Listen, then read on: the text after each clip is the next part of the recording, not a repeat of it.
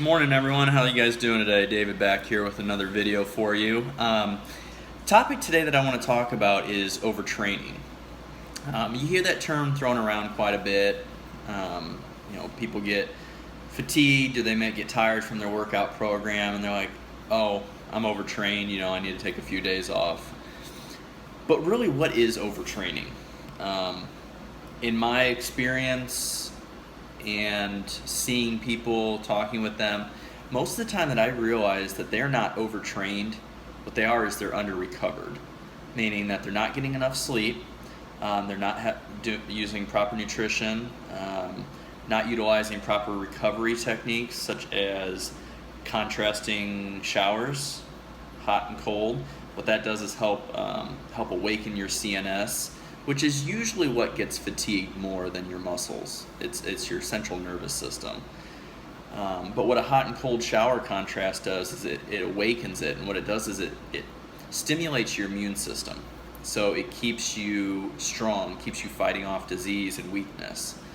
Other recovery techniques is just proper nutrition, sleep, deep tissue massages, self-massage, things along those lines. But back to the topic at hand as far as what exactly is overtraining. Being tired and just being a little sore does not necessarily indicate that you're overtrained. Some of the classic symptoms of overtraining are loss of appetite, depression, loss of motivation, weight loss. In women, it could be a absent or delayed menstrual cycle. You get insomnia, you get elevated heart rate, and severe muscle soreness.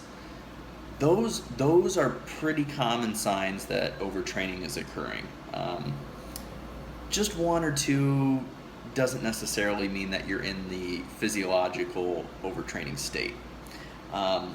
I do have experience with this, and I will tell you firsthand that it's a horrible, horrible feeling to be in. If you follow my channel, know a little bit about my history. When I was in the Army, I did suffer from an eating disorder and overexercising, as well as OCD, anxiety, panic attacks, and depression. And it actually landed me in the hospital, in the ICU for over a month, and hooked up to machines. My resting heart rate actually got down to in the 20s. I think it was, I want to say about 26 or 27. Very low blood pressure. I'm talking like 80 over, I think 61. Very, very low vitals, low weight. I dropped down to 94 pounds. I was sick. And it just, your body shuts down. When you're overtrained, your body shuts down as a protective mechanism to hold on to whatever life is left. I would venture to say, now this is just a rough percentage, I'm just throwing out there, I will fully admit I don't know the statistics, but I would say 96 to 98% of the people out there that work out at a commercial gym that are not training for a specific event, they're not ever going to reach the overtraining state. Hell, I mean, look, there's Olympians, there's triathletes, there's elite powerlifters, CrossFitters that never actually ever reach the overtraining state. Now, overreaching is a different topic, and that's another video I'll make, but for this one, I'm just going to stick to overtraining. Best course of action, if you do feel like you are not training up to your level, you know what your top level is. If you're losing motivation, if you're getting sick, if your progress is declining, or if it's even just staying stale, what I would do is I would take a couple days off from the gym. That is going to be your best course of action.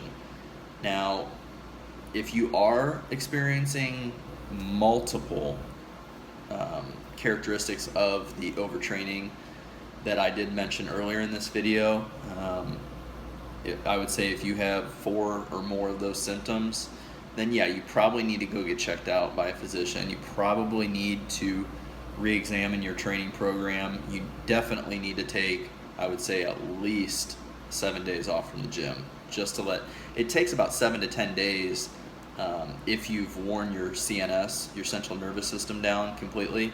It takes about that for it to recover, and it's different for everybody, but on average that's about what it is. So that's where I would start if you are having concerns.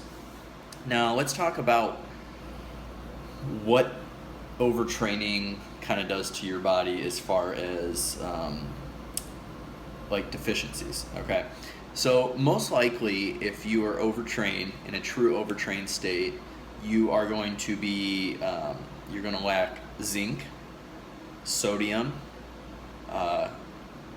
you are going to be vitamin B12 deficient.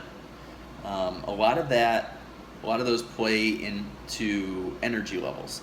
So sodium is a very powerful electrolyte that most athletes do not take advantage of because they're afraid that high sodium is going to lead to high blood pressure, and that's just not the case. If you're a sedentary individual, then yes, you need to watch your sodium intake.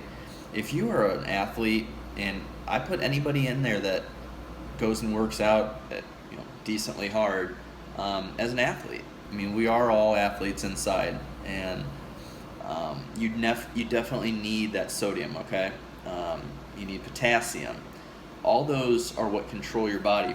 If you're not familiar, there's something in our system called the sodium potassium pump, which helps generate muscle contractions and energy. So a lot of people find themselves very deficient in that if they go get blood tests.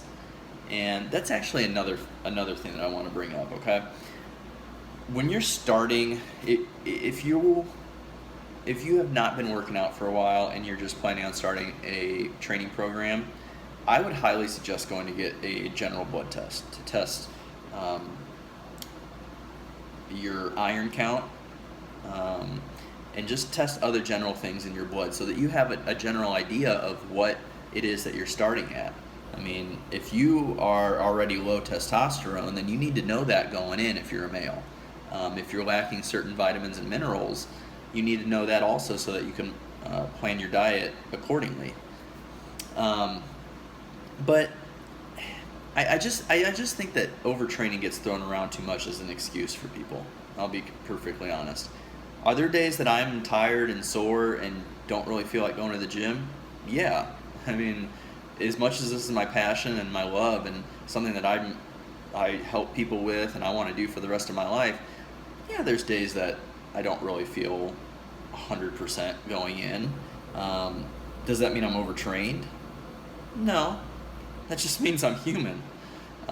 So take some of these factors into consideration and really sit down and examine. And if you need a day off, just take a day off. But don't think that you're overtrained and let that day off fall into 3 or 4 or 5 or 6 or 7, because that's where people get off track. They let one bad day derail their whole progress, and that's just not right. So I hope this video helps a little bit, maybe clear up a little bit about what overtraining is and what overtraining isn't. One of the most useful tools you can have is to work with a coach so that you can program your training specifically for your goals and your lifestyle. Everybody's different, okay? Everybody has different stressors in their lives, whether it be professionally, personally, emotionally. People have different work hours, they have different eating habits, they have different just general lifestyle. Some people have families, some people are single, some people are older, some people are younger. All of these factors have to be taken into play. There is no just one specific workout program that fits everybody. Not even if two people have generally the same goal, the workout program could be completely different, even though your aim is to reach that same goal. So work with a coach that understands you, understands your specific needs and some limitations you might have, and just put together a well staged out program so that you can avoid overtraining. Yeah, there's going to be times in your training where it's going to be hard and you're going to be tired and you're supposed to feel like dog crap. But then comes a deload, and then you let your body reset naturally.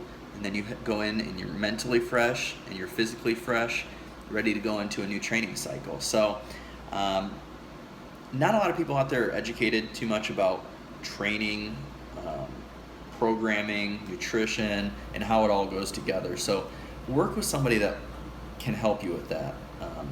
I do help people program nutrition with their training. So if you need anything, you contact me. I'd be more than happy to work with you, do FaceTime, Skype sessions, online. You can find me on Facebook at Mathis Performance Fitness. You can also find me on Instagram at Mathis Fitness. And just go ahead and contact me, and I'd love to work with you. I was an Army combat medic. I was a trainer prior going into the Army, and now I'm working on going back for my master's, and just this is my life goal. My life goal is to help bring more effective and efficient information to the health and fitness industry and help people reach their goals and don't go through the troubles that I had in the past and learn from my mistakes. So please contact me. I'd love to work with you, love to help you get on track and help you obtain your goals. So thank you very much. I hope everyone has a great day. Just remember, be confident, believe in yourself and your goals, and just grind every day, and just keep fighting, all right? Y'all take care, and if there's any other topics you want covered, just shoot me a message and I'll make a video for it. Make sure to check out my YouTube channel if you like it and the content. Please like and subscribe. That would really help, and share with your friends. I want to get the word out there and just be a positive influence in this industry. So thank you guys once again for tuning in. Have a great day, and make sure to watch out for the next video. Thanks.